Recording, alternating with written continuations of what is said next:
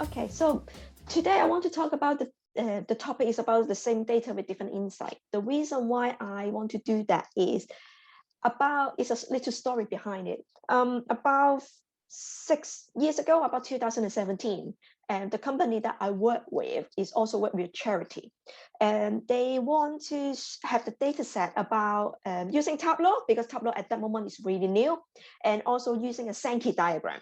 So at that moment of time, I never heard about Tableau before. Basically, my first project is about using Tableau to make a Senki diagram, and that is why I thought this example will be give other people some idea what we can do with Senki diagram, as well as if we're using the same data, same Senki diagram can come out with different insight or different purposes. So what we got asked to do, so it's a charity that related to healthcare service.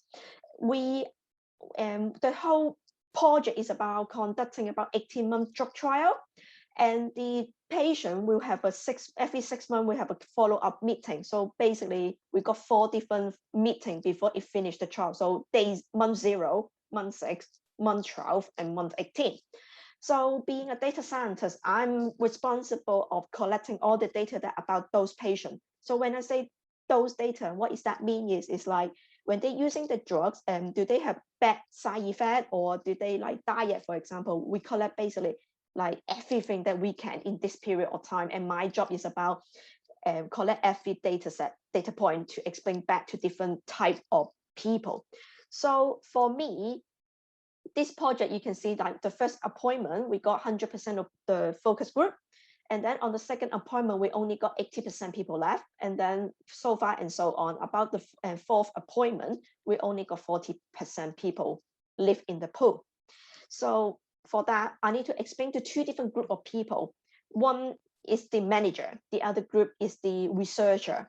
So when I say researcher, I mean, as the name, like they are the one that who basically doing looking at all the scientific related matter. So for example, how many drugs that are using at that patient, how many times they have side effects, so far and so on. So for manager, what I mean in here is they are the one that who basically doing more like operational type of work. So for example, like I got 100 patients in the pool at the moment.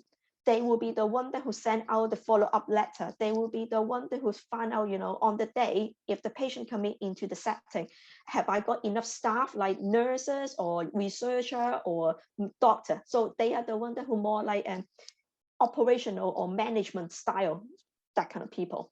So for the Senki diagram, what I did for them is I did it in 2 different styles. So the first one is, you can see that is for the manager.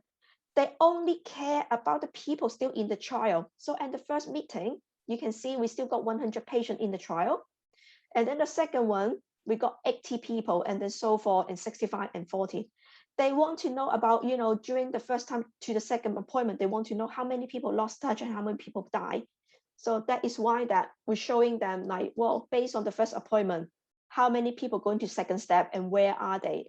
But from the second to third, is based on that 80 people only, because they don't really care about that 20 people that we lost touch with no longer in the clinical trial. So that is the first Senki diagram I did for them. The second Senki diagram is for the researcher. So at the end point is after the 18-month project, they are the one that who need to write the scientific paper set. So that is why they need to know that within those 18 months, where those patients go, they need to know every single one of them, and also find out when they leave the trial, why they're not here anymore, so forth. So you can see that every single step, the end point, you can see is still 100 people, because F for them is every single checkpoint, they still need to know where the 100 people is. So that is my presentation. It's about using a Senki diagram for 2 different type of people, using 2 different, same data set, same insight, but same visualization, but you can tell that the use of the data is completely different, and the reason why they're using it and data visualization is different because of they're using differently. I understand that for this talk, we only got 5 minutes, so I'm not going to detail about how to make the Senki diagram. If you want to, please send me email. I don't mind talk about it, but I just want to show them that it's like people can have different perspective on how to using the data. for different reasons. And from a data scientist, we need to make sure that we capture every single step of them. So that is the end of my presentation. Thanks so much, Karrie. That was really great. And I remember the first time you took me through this, although it was kind of a simple concept, it really changed the way that I think about things. So yeah, thanks again for talking about this. Does anyone have any questions? And if you do, post them in the chat and I can read them out. Until then though, Karrie, I was wondering, obviously your talk is about having two different users, and I was just wondering, what kind of research do you conduct before creating these diagrams? Like, is there like a formal process you follow? Or yeah, I'd just love to know more about like the user research that goes into it. Be honest, because of the, if you have think about talking about user research, I would say to you, not really, but because I need to work with them as a team, you will talk to them to understand that why they want to use those data, and need to find out that, because some people, I don't know you, but sometimes when I work with different group of people, like manager, especially project manager, they really hate number. They really dislike big number. They really don't want to see anything, especially. So that is why for some of them, you will very quickly to know that if the graphic is better for them to use, or the number table, because some people really prefer, you know, you just give me the raw data, I can just do it myself. So I think it's about talk to them a little bit more to find out what they feel more comfortable. And for this diagram, because when I'm using that, like let's say 2017 Senki diagram is quite new concept.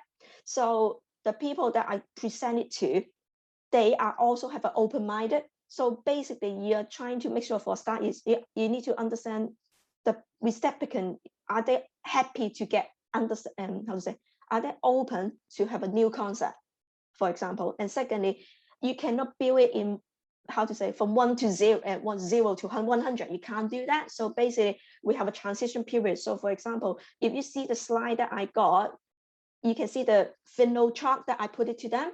But the thing is, after I presented to the manager, they already said to, the first thing they said to me is like, oh, I know that some of the patient is gone. Can you tell me where they are? So you kind of using different graphic to build on your presentation. So I would say that that is not a one-step process. It's more like a collaboration that you need to find out what they think is more comfortable, and the language, or what kind of user to make they understand the data a little bit better. So I would say it like more like two-way process than just me. If you ask me, I would say that, oh, at the very first meeting, I just want to show them a Senki diagram because it's so new, you know, it's so pretty, and I love my color, and no one see it before, you know. So I think it's cooperation. So yeah. Thank you. So less of a full process and more just picking up nuggets of information as you go and incorporating them. Yeah. Perfect. Well, thank you. Quentin in the chat said, good example of designing for the user. Good job, Karrie.